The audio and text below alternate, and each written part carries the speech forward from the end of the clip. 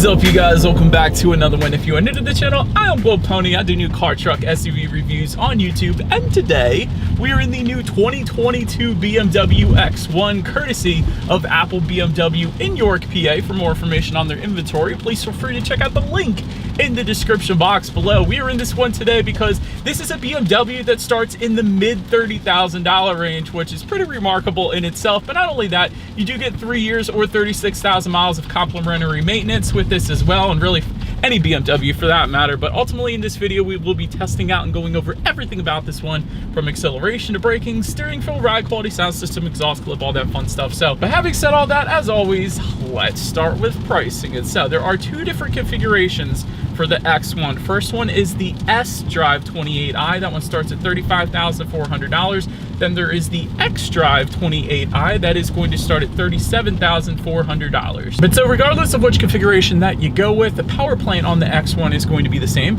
Powering the little beast is a 2-liter twin-power turbocharged inline 4-cylinder, putting out 228 horsepower at 5,000 RPM, 258 pound-feet of torque, coming in at right around 1,400 RPM. Power sent to front wheels or all wheels. That was the S-Drive as the front wheel drive, X-Drive being the all-wheel drive, of course, through an 8-speed automatic. 0 to 60 time is going to come in at 6.6 seconds for the front wheel drive, 6.3 then for the all-wheel drive, so a little bit quicker there. MPG numbers coming in at 24 in the city, 33 on the highway for the front wheel drive, 23 city, 31 then on the highway for the all-wheel drive. But before we do any kind of fun acceleration test here in our X1, I wanted to mention to you guys the drive modes. There's actually some drive mode buttons located just to the left of the shifter. They will include Eco, Pro, Comfort, and Sport, adjusting things like the shift points, the throttle response, and the steering sensitivity. So now, having got all of that out of the way, what do you guys say? Let's go ahead and throw it in that sport driving mode. Let's put the acceleration here to the test. I'll give you guys a disclaimer here. It is raining. I got my automatic windshield wipers on, so that's a pretty cool feature on this thing as well. But nonetheless, it is raining. Hopefully we get some decent traction, and let's see how quickly we can get our new X1 here up to speed. All right, so I am in sport driving mode, and here we go in 3, 2, 1, off we go. Nice. Love the quick shifts.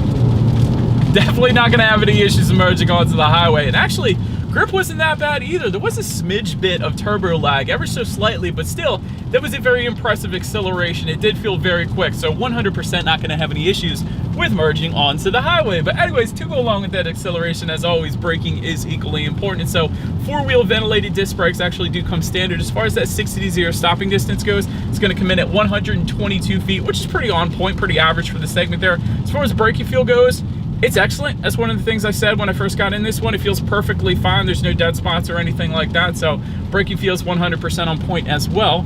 Touching on suspension and handling, up front you're going to get an independent strut type front suspension. In the back, independent multi-link rear suspension, front and rear stabilizer bars, gas pressurized shock absorbers. As far as ride quality goes, it's actually really nice. Honestly, for a smaller SUV, you typically tend to feel a good bit more of the road, but with this one, it absorbs a lot of Pennsylvania's road imperfections quite nicely. It's not going to be as smooth as a 7 Series or anything like that, but it is doing quite well, I will say that. So I'm pretty impressed there. As far as steering feel goes, that's always the first thing I notice when I get an X1. I think a couple years ago when I reviewed this one again, I noticed the same thing. It's a very heavily weighted steering feel, which is a good thing. I personally prefer that. It gives you better driver feedback, instantly pointing you in the direction that you want to go. So if anything, the steering feel on this is wonderful, especially compared to a lot of its competitors. I think I've always been a fan of the steering feel on the X1, so that's definitely very nice. As far as cabin noise goes, there isn't a whole lot of exterior wind noise or road noise really coming into the cabin. There's a little bit of rain noise because it's raining, but other than that, it's really not all that bad, so no issues there either.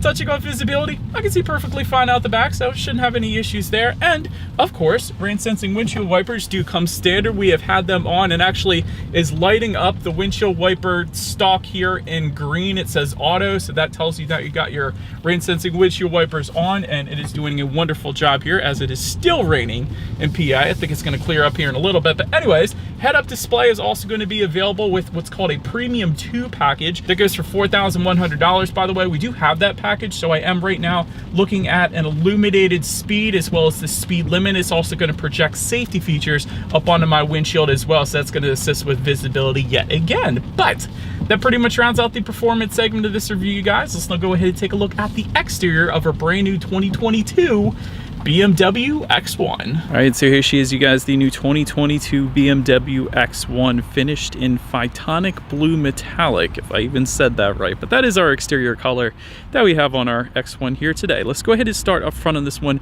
BMW active kidney front grille, of course, coming standard in typical BMW fashion. To the sides, halogen headlights actually do come standard. They come with the automatic feature, of course, meaning when it starts to get dark out at night, those headlights will turn on automatically for you there.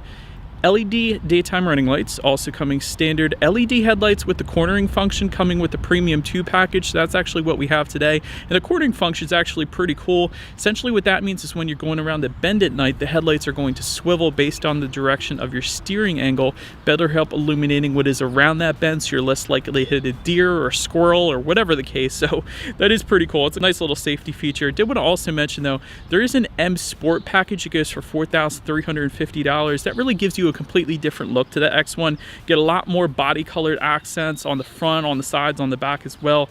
A lot more gloss black exterior trim. Essentially all the aluminum trim that we have on our X1 here today is going to be replaced with gloss black, in case you were curious about that. And also M specific wheels, and you get some fog lights down below in the front corners of that front fascia then as well. So quite a bit of changes with the M Sport that we don't have today, so I'm not going to mention it too much after this, but did want to mention it from the get-go. So we do have the aluminum trim found on the lower portion of that front bumper, the front lip there.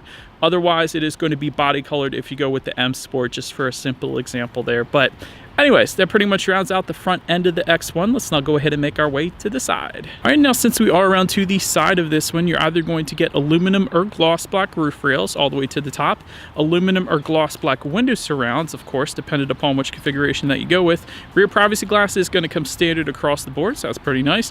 Body colored power adjustable side mirrors do come standard. They will be heated as well with LED integrated turn signals, as you guys are currently looking at there. Matte black or body colored side skirts, and you do get some of those aluminum trim accents if you don't go with the M Sport like we have today. Taking a look at the wheel configuration, 18-inch Y-spoke alloys coming standard. I actually love the wheel design that we have here. It looks really, really good. 18-inch M-specific alloy wheels then coming with the M Sport package. But that pretty much rounds out the side profile. Let's now go ahead and make our way to the back of the X1. And so, but now since we are around to the back of this one, all the way to the top, body color shark fin antenna, just below that rear spoiler with an integrated brake light, just below that rear window wiper. Of course, you have the X-Drive badging found in the rear liftgate there. If you were to go with the X-Drive configuration, of course, all the way to the bottom, you're either going to get, again, aluminum trim accents on the bottom portion of that rear bumper, or body colored accents if you were to go with the M Sport. But to the sides, dual exhaust outlets with very thick chrome tips, probably some of the thicker tips that I've seen in a while. But anyways, as always, here is that exhaust clip.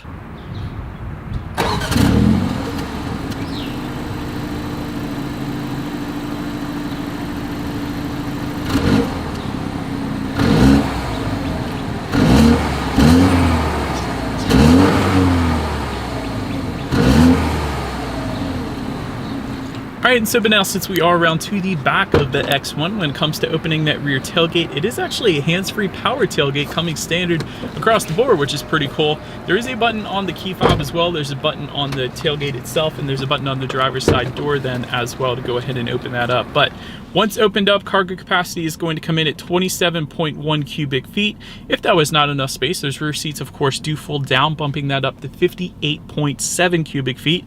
There is a 12-volt power outlet you can find back there. There is some cargo lighting, of course. There's also some grocery bag hooks, which is pretty cool. You have a little bit of indented storage there to the left. You have a little bit of netted storage then to the right. But then if you were to lift up underneath of that cargo floor, you will find actually a decent amount of in-floor storage, more so than I usually find on other SUVs. So considering the size of the X1, the fact that it has this much in-floor storage is pretty darn cool. You can fit an ice scraper back there, maybe a tire inflator kit, and all kinds of other things. So pretty nice. I like that. So then making our way up to the rear legroom, that is going to come in at an even 37 inches. So for reference, I'm even 6 feet tall. This is how much space I have back there. Rear ventilation, of course, does come standard. Just below that rear ventilation, you will find 2 phone charging ports. Rear center armrest with cup holders then also coming standard for those rear passengers. But let's now go ahead and make our way up to the front seats. 8-way power driver's seat does come standard. Sensitech upholstery is going to be the standard finish for all the seating. But I will say there is Dakota leather available that goes for $1,450 if you wanted to go that route. Heated front seats as a standalone option go for $500. It's also included in some of the package options. We do have those heated seats, so definitely very nice on this colder-ish day here in Pennsylvania. Overall, as far as seat comfort goes, since we have the power lumbar as well, definitely plenty adjustable, so no issues with the seat comfort in this thing. Then taking a look at the steering wheel, it is tilt and telescoping. The 10 and 2 grips are pretty darn nice as well, and it does come leather wrapped across the board as well, which is pretty nice. Then make our way to the startup. Let me start by showing you guys the key here. All of your buttons essentially are located on one side of the key. You got lock, unlock, and the button to pop the rear tailgate there. But by the way, the lock button is going to be the BMW logo. If you are unfamiliar with BMW, that's the way they do it. But ultimately, it is all keyless entry with a push button start. So all I'm going to do here is simply put my foot on the brake and press that engine start button located just kind of underneath and to the right of the gauges. And so speaking of, upon startup, speedometer is all the way to your left, tachometer is on your right. There's a very small digital display front and center towards the bottom, giving you things like how many miles you have left until you hit empty, chirp A, chirp B, outside temperature, your basics basically. So essentially you're really not going to need too much more than that. Touching on overall interior quality, there is a panoramic moonroof that comes with the M Sport and also the convenience package for $2,250 if you did not have the M Sport.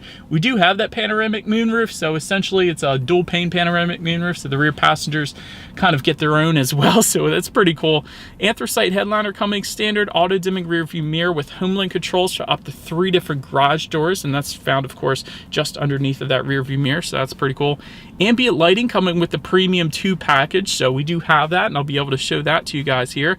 Dual zone climate control coming standard, meaning both driver and passenger can set their own temperatures. I do love the wood trim here. You can find that on the doors. It carries on just above the passenger side glove box, just below the infotainment screen as well. So that is pretty darn nice. I like the contrast stitching as well, just above the passenger side glove box. Also, just in front of the shifter, you have a 12-volt power outlet, USB charging port, little bit of storage, dual cup holders, an electromechanical parking brake, and within the center armrest, hey, we got a wireless phone charger. That's pretty darn cool. So that's where that's going to go apparently. And if you lift up that center armrest, that is where you're going to be able to have a little bit of storage right there. But ultimately, it's finished pretty darn nice. Like I said, I love the wood trim, the contrast stitching, the ambient lighting. Very nice interior quality here on the X1, so very impressed. But anyways, let's now go ahead and take a look at that infotainment screen I was mentioning. 8.8-inch color touchscreen display. Yes, it is a touchscreen, but there is a circular dial and buttons as well, located just behind the shifter, so really either way is perfectly fine. Bluetooth and audio streaming does come standard. Android Auto, Apple CarPlay as well. Factory navigation system actually also coming standard. That's pretty cool. You can adjust your ambient lighting settings up there. You can check out different driving statistics like average miles per gallon at any given time. And of course, also your radio information. And so when it comes to the sound systems, there's 2 of them. The standard sound system is a 7-speaker hi-fi sound system with 205 watts. That's the one we have today. Then there's an optional 12-speaker Harman Kardon sound system that goes for $875 that gives you 360 watts. But again, we don't have that one today. So what do you guys say? Let's go ahead and turn on the radio, see what we got playing today, and let's test out our 7-speaker sound system that we have here today. Actually, not that bad, believe it or not. 7 speakers doesn't sound like a whole lot, but I think because of the size of this SUV not really being all that big, 7 speakers works great. Actually, decent amount of bass with that hi-fi sound system as well. So quite honestly, I don't mind it. And actually the speaker covers are pretty darn cool as well. They're very heavy duty, found on the doors here. So actually a decent sound system here for the X1, even without it being the Harman Kardon. But anyways, last thing I want to mention to you guys on that infotainment screen at least is when you do put the X1 in reverse, you will find a rear view camera letting you know who or what is behind you, which is always going to lead us into safety. And so front side curtain airbags do come standard, but not only that, driver and passenger knee airbags as well. You typically don't get both of those. In the back, you're going to have latch, aka lower anchors and tethers for children for the rear car seats, rear child door locks, tire pressure monitoring system, but also coming standard, frontal collision warning, lane departure warning, speed limit recognition, and front and rear parking sensors as well. A lot of times rear parking sensors will come standard on luxury vehicles, but the front ones typically won't. There'll be a package option or an added option of some sort. But anyways, adaptive cruise control with stop and go and active driving assist, that is an option for $1,000, and you also have a parking assistant that goes for $200, where the car is essentially going to park itself. So, but anyways, when it comes to my final thoughts here of the X1, very nice acceleration. I was a big fan of the acceleration. It shifted very quickly as well, so plenty of power in this thing. Good starting price point. Again, this thing starts at the mid $30,000 range. Having said that, there's quite a bit of options you could tackle on, but still, great starting price point nonetheless. Free complimentary maintenance is pretty impressive as well, because it's 3 years, 36,000 miles. So a lot of manufacturers, I know Toyota I think does 2 years, but a lot of manufacturers don't do any of that. So that is pretty cool. Also, the steering feel, it's weighted definitely on the heavier side of things, which I personally appreciate. And I love the ambient lighting in this thing as well. So quite honestly, not a whole lot of negatives that I can think of. This thing pretty much has absolutely everything you could possibly want, maybe with the exception of some rear window sunshades, but that's really all I got. Let me know what you guys think of the X1 in the comment section below, and that is about it for this one, you guys. Thank you so much for watching. Feel free to follow me on social media at the bottom of the screen. If you wanted to see what's coming next on the channel before it actually gets to YouTube, go ahead and hit the subscribe and the bell notification button if you're into new car reviews. That is what we do here on this channel after all. Do appreciate you guys watching more than you know, and I will see you guys all in the next video. Stay gold.